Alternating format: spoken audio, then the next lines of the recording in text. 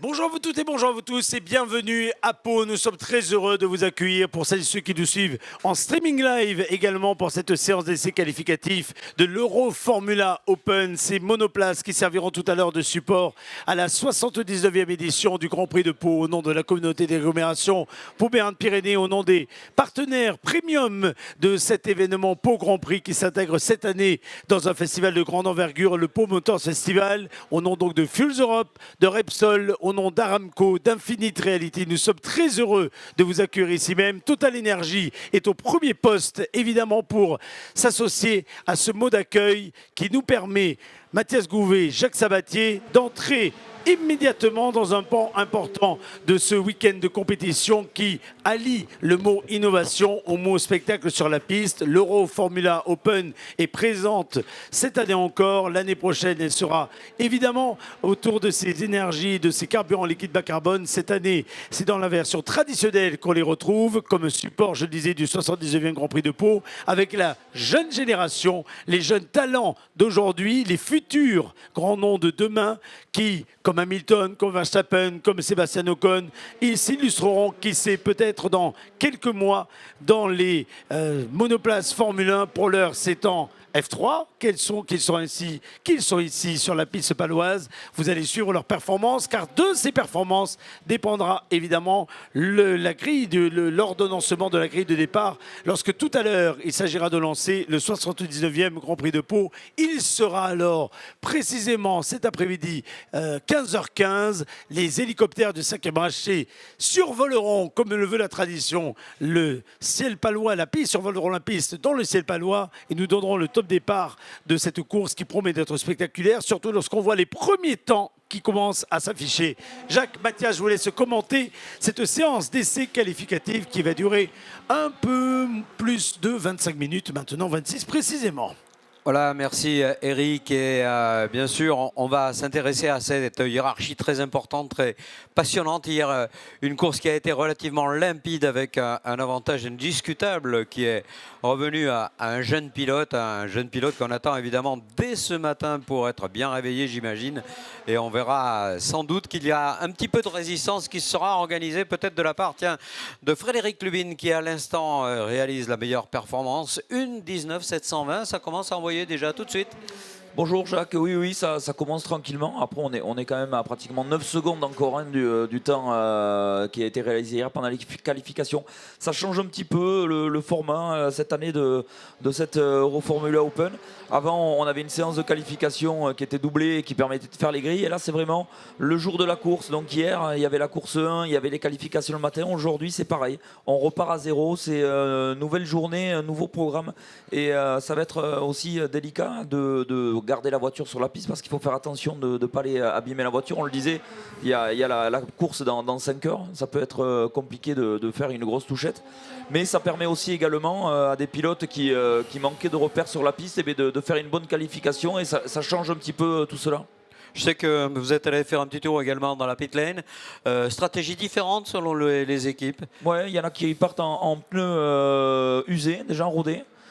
Pour peut-être faire un premier run et regarder l'état de la piste avant de passer des balles neuves comme on dit et d'aller faire son temps. Puis on a une petite information aussi sur Sébastien Ogarde.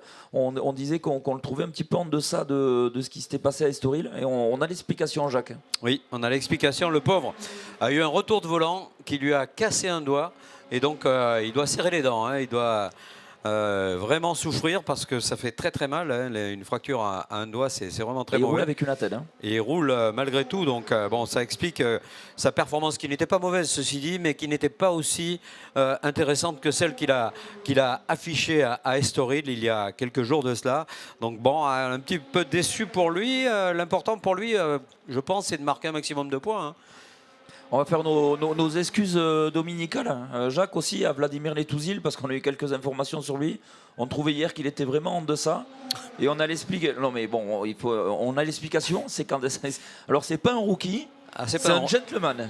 C'est voilà, il a près de 40 ans, donc rien à voir avec les autres. L'objectif qui est le sien d'ailleurs doit être très différent. Ouais. Totalement plaisir. Prendre du plaisir et puis c'est vrai que c'est une composante qu'on n'évoque pas souvent, pas assez sans doute. Il est tchèque, il est engagé par Effective Racing qui est aussi une équipe tchèque, donc chapeau à lui d'avoir eu le courage quelque part. Courage, audace et progression durant le week-end. Ouais, de se mêler au pilote, sachant qu'il n'est absolument pas ridicule, on est bien d'accord avec ça. Frédéric Lubin qui met une marque en 1:12.111, ça commence à descendre rapidement. On va faire aussi un clin d'œil quand même à celui qui est sous licence française 16, c'est Vladislav Lomko qui avait fait un petit saut par la F4, il me semble, Jacques, il y a quelques temps. Ouais, il avait fait quelques piges, on avait déjà remarqué tout son talent.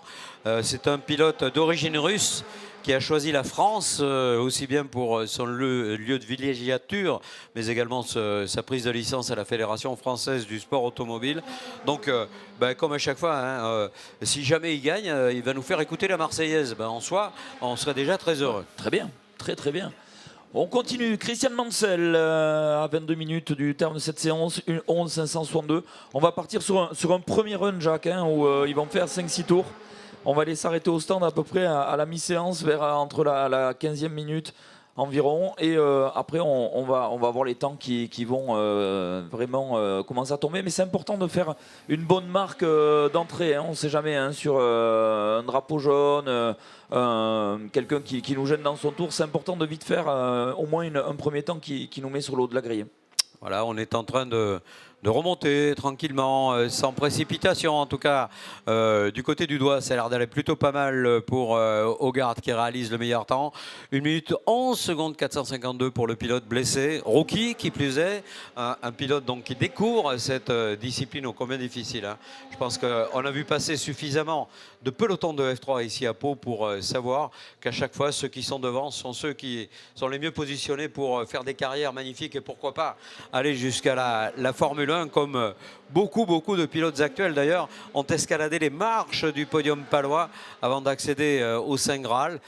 Pour l'instant, ce Saint Graal est encore un petit peu loin. La pyramide elle n'est pas tout à fait à la base, hein, on est même loin de la base. On va dire qu'on était au milieu de cette pyramide. Et Christian Mansell qui est parti pour quelques boucles rapides. Meilleur secteur 1 pour la voiture numéro 71. Christian Mansell qui était engagé aux couleurs de Crypto Tower Racing Team, le team japonais. Christian Mansell qui a terminé second de la course 1 hier. Déjà en 1:10 737, hein, ça va déjà très vite. Ouais, moyenne au tour supérieure déjà à 140 km/h pour vous donner un petit ordre d'idée. Hein. Si vous connaissez sans doute les rues de ce circuit, eh bien, on imagine assez mal comment il est possible d'aller aussi vite à cet endroit. Mais voilà, les voitures sont performantes, les pilotes sont doués, ils n'ont pas peur et ça donne ça. 141 de moyenne, pratiquement amélioration à l'instant de Mansell. 1:10 472. La pole, on ira la chercher sous la minute et 10 secondes, ça c'est évident. Et Oliver Gutt qui est en amélioration également, le jeune danois engagé par le team allemand Motopark. Tous pilotes des Dallara F320 avec une réglementation qui est particulière à l'Euro Formula Open. Depuis 2020, on a choisi de se démarquer un tout petit peu des F3 traditionnels. Bon, et je crois que le fonctionnement est là. Joe Mason, le pilote britannique, est en amélioration également. Là, chacun y va de son effort à des moments différents de la session. 20 minutes encore. Hein. Donc on va commencer à voir les pilotes rentrer dans les stands. Là, ça vibre sous nos pieds, là, c'est agréable. Et le premier à rentrer, donc il s'agirait soit de Hogarth, soit de Netuzin. Non, c'est Hogarth qui vient de rentrer. On le répète, blessé, retour de volant et doigt cassé. Alors, il me semble que la meilleure pole, on avait dit, c'était en 1:10.2. C'était celle d'Esteban Ocon en 2014. Eh ben, je crois que son record va être on n'en est pas loin en tout mis cas. À mal. Hein. Ouais. Alors, il faut quand même... C'est 2014, bon, c'était il y a 8 ans, donc les voitures ont évolué également. Hein. On est sur une autre génération de voitures. Mais enfin, à un moment, c'est toujours pareil. Ça va vite, quoi. Ouais, ça va très vite. Il faut quand même l'amener, la voiture, dans ces temps-là. Ça va très vite et la F3, c'est vraiment une voiture d'une extrême efficacité, avec des vitesses de passage en courbe qui sont très élevées, mine de rien. Il y a beaucoup d'aéro sur une F3. Une auto qui est collée par terre, littéralement, mais encore faut-il en tirer le meilleur. Et on sait qu'il y a les teams français qui ont brillé dans ces disciplines. On se souvient des passages ici de signature avec Fred Vasseur, avec toute l'équipe, vous vous rappelez? On va suivre Oliver Goethe, on nous a dit sur la prononciation. Regardez, il vient de faire le meilleur secteur 2. Il était très bien dans le secteur 1. Je pense que ça va tomber peut-être une pole pour. Voilà. 1:10,450. Il passe en tête du classement, le pilote de la 96. Pas grand-chose, hein, Pas 22 millième. Mais le pas grand-chose est important. On a 8 tours pour les pilotes de tête dans cette séance. Et je pense que ça va commencer tranquillement à s'arrêter du côté des stands.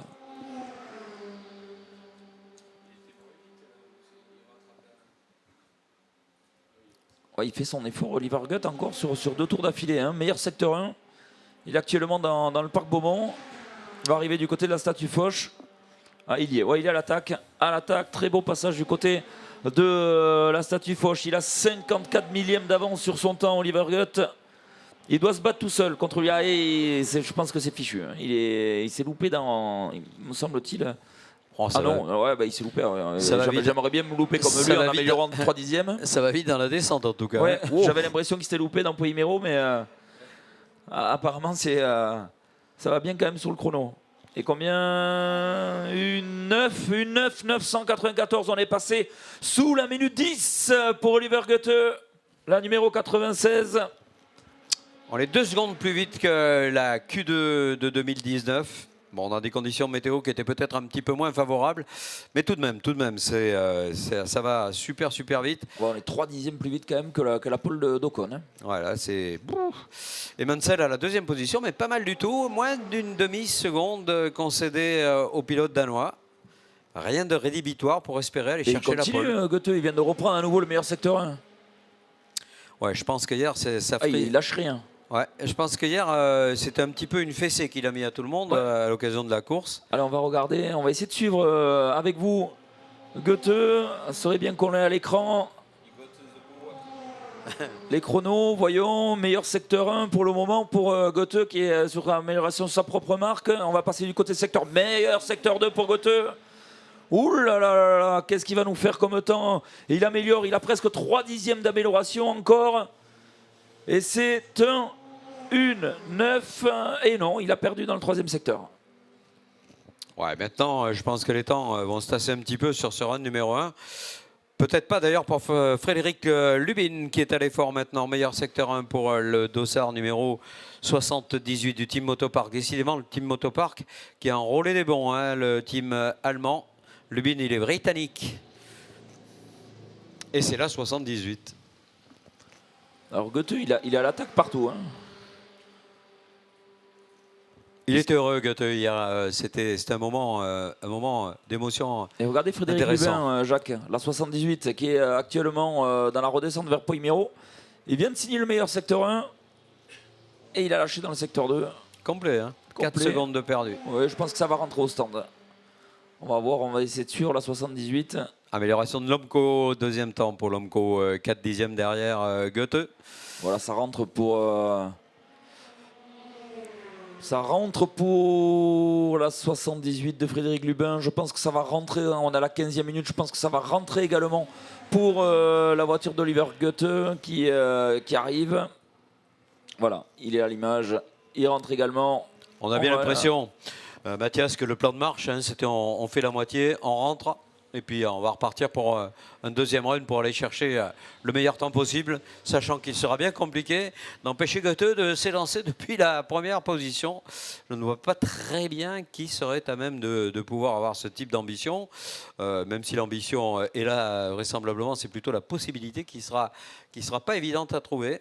Mais bon, on ne sait jamais. On ne sait jamais. On a bossé pendant la nuit. On a essayé de trouver des solutions pour les ingés. On a des acquisitions de données qu'on a épluchées, naturellement, comme à chaque fois. Et là, pour le moment, Goethe, qu'on soit samedi, dimanche ou quelques jours de la semaine, eh bien, c'est lui le patron pour l'instant de cette discipline. Oui, il est vraiment au-dessus du lot. On ne va pas le nier, ni se cacher les yeux. Mais on a quand même un rookie, hein, Vladislav Lomko, la voiture numéro 69, qui est un rookie qui est deuxième. C'est vraiment propre pour lui.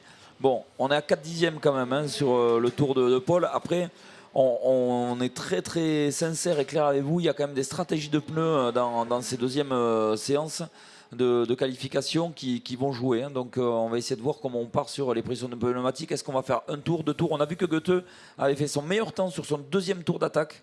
Donc comme quoi ces pneus Michelin ont vraiment de la capacité à tenir 2 tours, voire 3 tours. Donc ça va être intéressant de voir maintenant qu'est-ce qu'on va faire après. Je ne sais pas si on va pouvoir aller chercher quand même cette pole. Ouais, ça paraît être un challenge compliqué. Qui serait à même de pouvoir y parvenir? Eh bien, ils sont, je pense, 2. Il y a Lomko, il y a Mansell. Même si Lubin a fait un progrès, alors je ne sais pas par rapport au temps qu'il a réalisé hier. Je pense qu'il a fait quand même quelques progrès intéressants parce que là, dans ce groupe de 3, il y a fort peu de différence entre chacun, quelques centièmes de seconde seulement entre Lomko et Mansell et un petit dixième entre Mansell et Lubin. On rappelle les dossards également. Lomko, il pilote la 69, Mansell la 71, Lubin la 78. Et Hogarth qui a mal. On a mal pour lui. On a mal pour lui, Hogarth, qui est deuxième en Ralentici après l'épreuve d'Estoril. Très beau circuit, situé dans la banlieue ouest de Lisbonne, pas loin de Cascais. Un très beau parc. Je connais pas. J'y suis allé il y a 30 ans. Hein. Alors, je sais pas, ça a peut-être changé. C'était le circuit préféré du papa d'Adrien Tambay. D'accord. Pour l'occasion. Il y a des belles pistes au Portugal. Bien sûr. Les Portugais sont déjà adorables, qui adorent le sport automobile. Peut-être un des plus beaux circuits européens. Tiens, le circuit de Portimao, dans l'Algarve. Magnifique tracé, hein, compliqué, technique. Hein. Vallonné. Vallonné. Large. On a eu la chance de redécouvrir à la télé avec la Formule 1 depuis 2 ans. Ouais, et avec le MotoGP également. Allez, Philippe Hubran qui est parti pour son run. Oula, il va être. J'espère qu'on va montrer les drapeaux aux voitures qui s'élancent. C'est dommage il ne faudrait pas qu'il soit gêné. Voilà, drapeau bleu. Allez, ce ne sera pas un tour d'attaque pour Philippe Hubran. On va continuer à faire monter en température les pneumatiques. Il y a à peu près tout le monde qui est en train de repartir. Hein. On va attaquer les 10 dernières minutes de cette séance. Allez, tout le monde est en tour de relance. Ouais, c'est reparti pour le leader actuel, hein, Oliver Goethe. Goethe, on va y arriver. Sur la 96.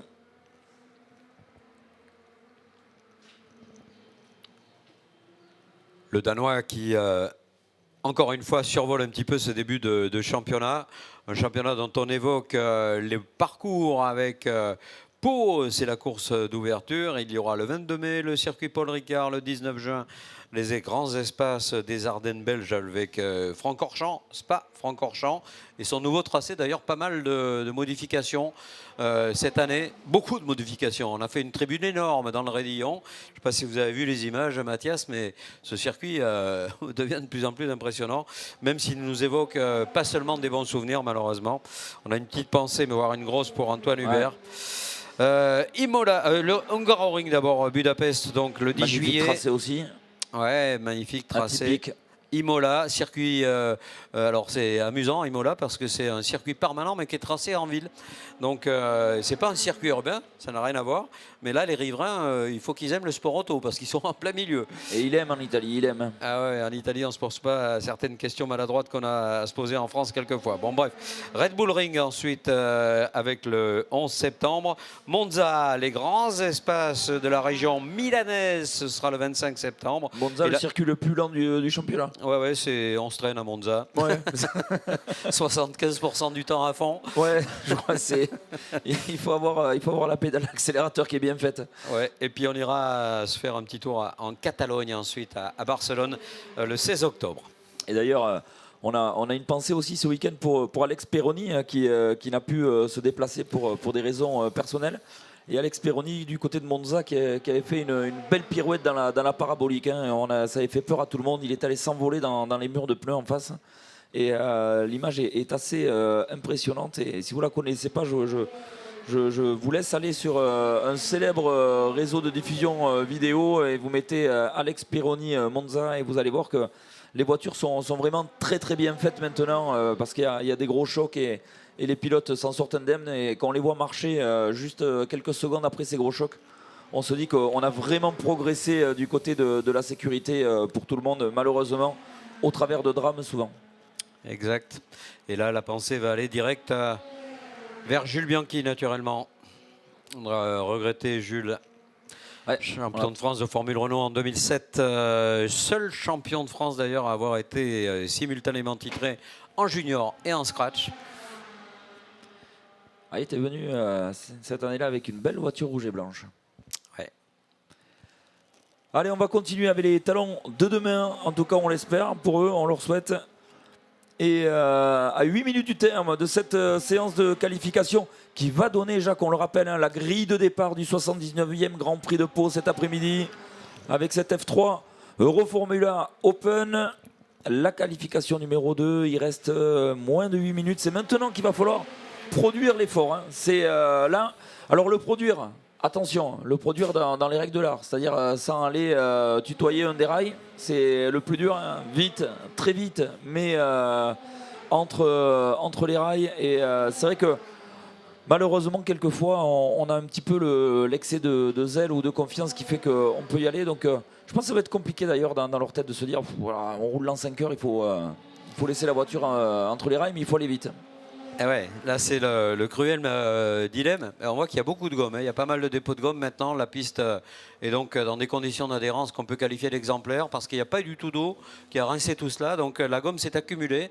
Et bien sûr, bon, les gommes, ceci dit, d'une catégorie à l'autre sont différentes, hein. Alors quelquefois le mélange peut être compliqué.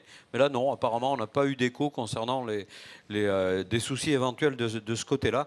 Je pense que c'est beaucoup lié au fait qu'il n'y ait pas tombé la moindre goutte de pluie. Et à l'image, Vladislav Lomko, le rookie, deuxième pour le moment, à 4 dixièmes de la pole. C'est beaucoup pour une qualification quand même.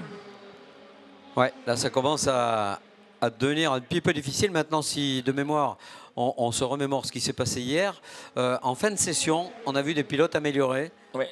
Et puis là, il est en train de buter contre le vétéran Netouzil. 19 ans 19 ans plus la TVA plus 20, donc ça fait 39, voilà, on y est. On y est. Allez, il faudrait qu'il laisse passer notre ami. Il ne faudrait pas qu'il s'accroche à la ligne droite. Ouais, voilà, ça c'est toujours un peu la délicatesse. Et ça va lui faire 2 tours de bouffée en plus à Lomko parce qu'il n'a pas pu prendre sa trajectoire comme il faut au niveau du droit des stands. Allez, ça améliore pour Lubin. C'est parti. C'est parti pour les bons temps. On a laissé les pneumatiques monter tranquillement en température, ça en évitant absolument de faire des plats. Et maintenant, ça a l'air de fonctionner pour Lubin. Lubin Dossard, numéro 78 d'une voiture engagée par le Team Motopark pour le pilote britannique. 44 millièmes d'avance. Il est du côté de la statue Foch, me semble-t-il. Il va redescendre. Oh oui, toi, il y a Christian Mansell aussi qui a une amélioration, Jacques. Ah ouais, bien. Ouais. Bon temps pour Christian Mansell. Deuxième meilleur temps, il se rapproche à 25 centièmes de la pole provisoire. Et Lubin, il est passé où? Non, il n'est pas arrivé encore. C'est Hugh Grant qui vient d'améliorer. Troisième temps peut-être pour Lubin. Non. Deuxième temps même. Deuxième temps. Super. On a 2 dixièmes. Ça se rapproche doucement. Ah, le 78, il s'y est mis, Lubin. Lubin qui est allé tutoyer les rails du côté de la gare. Hein. Ah, il était à l'attaque. Aïe, 4 minutes. Il était en train d'améliorer, c'est bien dommage parce que ben voilà, c'est terminé pour lui. Ouais. Est-ce que Francesco Simozzani, lui, il est dans son dernier secteur, il va pouvoir améliorer Francisco Simozzani, lui, il n'y a pas de problème. Voilà, il est remonté au 6e rang, c'est déjà ça de fait pour lui.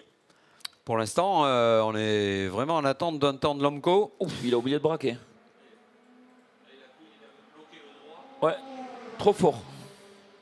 Et on le disait, Jacques. Alors là, c'est rien. Hein, c'est pas, il n'y a même pas un demi-train qui a touché, mais ça peut être vite pénalisant pour la course. Hein.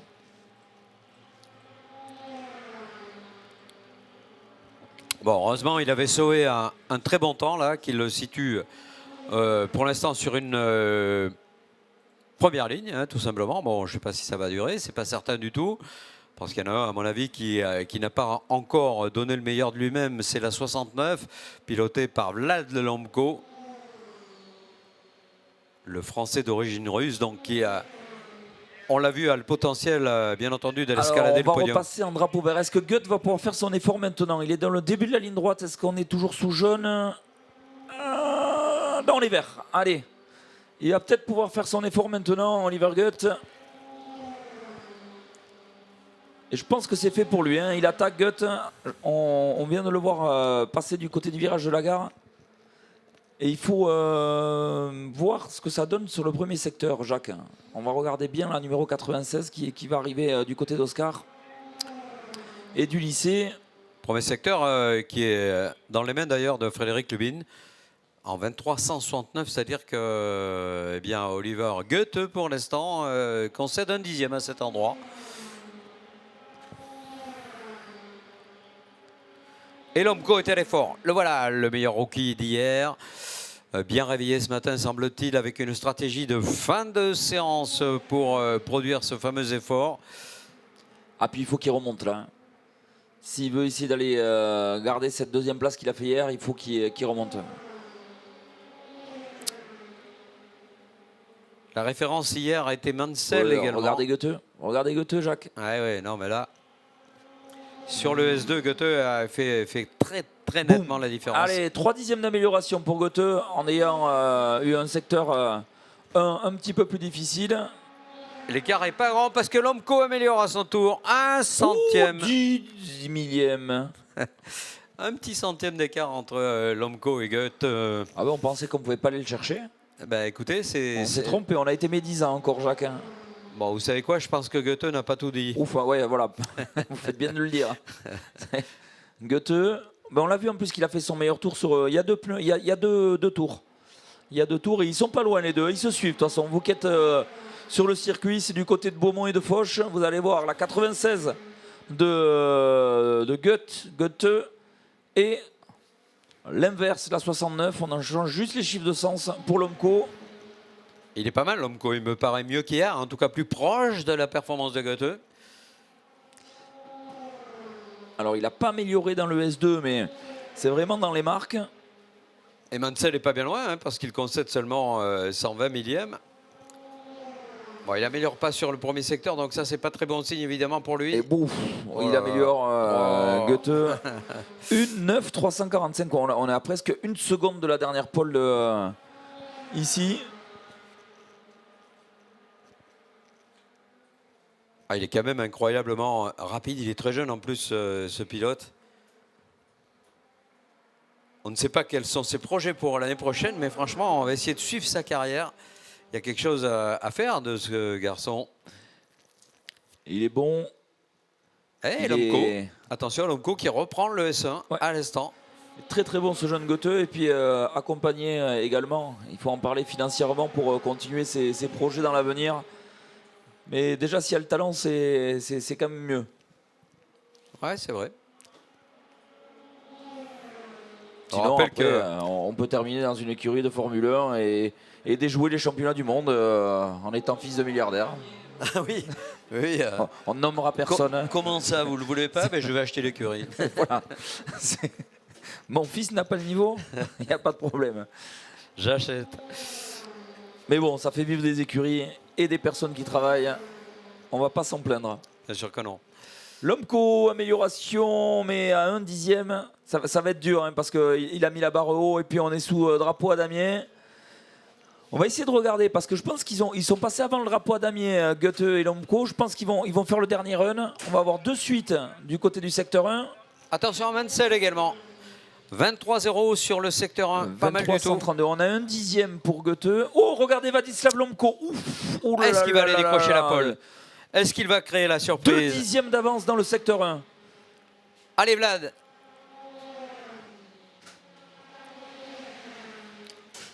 On va essayer de ne pas lui porter le mauvais œil dans le secteur 2. On rappelle un 31 secondes et 4 dixièmes pour effectuer le parcours entre le pont Oscar et le lycée où se termine le secteur 1 jusqu'en bas de la descente de Poimiro pour le secteur 2. Il est en amélioration. Ouais, mais il a concédé 2 dixièmes. Oui, mais il avait pris à 2 la dixièmes dans le 96. secteur 1. Ça va jouer à pas grand-chose. Ils seront à l'arrivée de toute façon avec un écart beaucoup plus faible qu'hier. Amélioration pour Goethe. Et amélioration pour Lomco. Et si 4 centièmes. Si Goethe n'avait pas amélioré, Lomco était en pole, mais en tout cas, ça va être très très chaud. Et surtout, ils sont quand même les 4 premiers pilotes à être passés sous la minute 10. Ah, il va plus souffrir Oliver Goethe aujourd'hui, tant mieux. Enfin, ils ont pulvérisé le record de la piste. Ah ouais, il a complètement explosé ce Pau Grand Prix qui plus va... d'une seconde, Jacques, sur la meilleure temps d'Ocon qui était à 1,10,2 en 2014. Ouais, là, c'est la correction. Hein. C'est l'évolution technique, mais également la qualité de ces pilotes. On le rappelle donc pour ce Pau GP. Allez, pour les gens qui sont avec nous, on fait le point sur cette qualification qui donnera le 79e Grand Prix de Pau cet après-midi à 15h15 et une pole position, Jacques, pour 2 jeunes, on va dire, ou 3 jeunes, ou 4 jeunes. En tout cas, ils sont tous pétris de talent. Ouais, et à la première ligne qui va être constituée côté gauche d'Oliver Goethe, le pilote danois engagé par le team Motopark. À ses côtés, il aura Vlad Lomco, le français. Une deuxième ligne avec la 71 de Christian Mansell et la 21 de Joss Mazon. Ligne 3 pour l'externe, détenu par Nicolas Spignot et Philippe Lundgren. La 4e ligne avec la 78 de Frédéric Lubin et la 25 de Sébastien Hogarde qui conduit, et on vous l'a dit tout à l'heure, avec un pouce cassé et une attelle. Donc ça explique la différence de prestation pour ce jeune pilote par rapport à la première manche Estoril.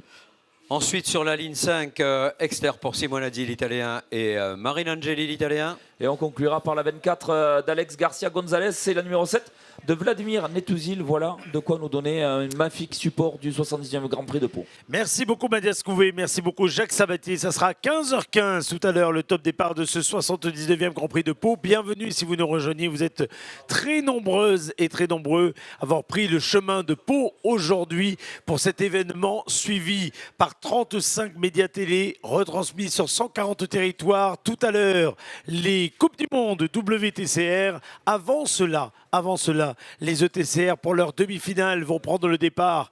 Deuxième partie des demi-finales vont prendre le départ dans quelques instants. Soyez les bienvenus. On vous accueille officiellement ici en territoire palois après avoir écouté ou vu ceci.